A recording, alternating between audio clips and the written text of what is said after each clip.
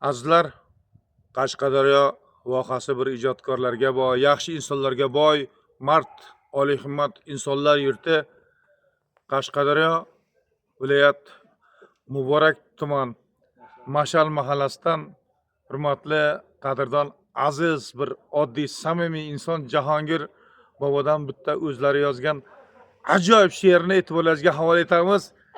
Jahongir aka, Jahongir bobo. Marhamat. Uyingdagi xotiningga o'tmasa so'zing, urushgayam so'kishgayam qiymasa ko'zing, bularning hammasiga aybdor o'zing. Xotin kishi kamtarin bo'lgani yaxshi, uyga mehmon kelganida qavog'i soliq, har doim qarasangiz yonboshda yastiq, gap gapirsa gaplarining hammasi achchiq. Xotin kishi kamtarin bo'lgani yaxshi, o'g'il boshdan jilovini ushlamagansan, yaxshi niyat yo'llariga boshlamagansan, orqasini tayoq bilan qoshlamagansan.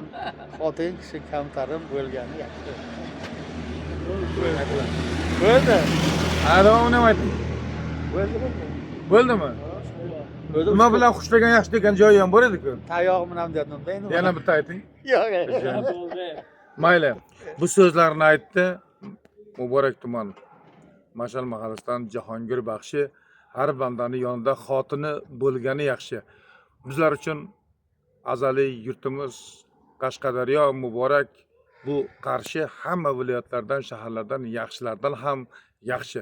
Bu so'zlarni aytdi Sherali Baxshi. Jahongir og'a, sog' bo'ling. Bitta tilagim bildiring Qashqadaryo elimizga. Sog'lik, salomatlik tilayman. Tinchlik bo'lsin. Vatanimiz tinch bo'lsin, osmonimiz musafo bo'lsin. Bo'ldi. Jo'ra bobo, bitta tilak ayting. Gapirmaysizmi? Hay, rahmat she'rlar uchun. Sog' bo'ling. Ona yurtimiz O'zbekiston gullab yashnasin. Xonadonlaringizda faqat yaxshi kunlar bo'lsin. Rahmat.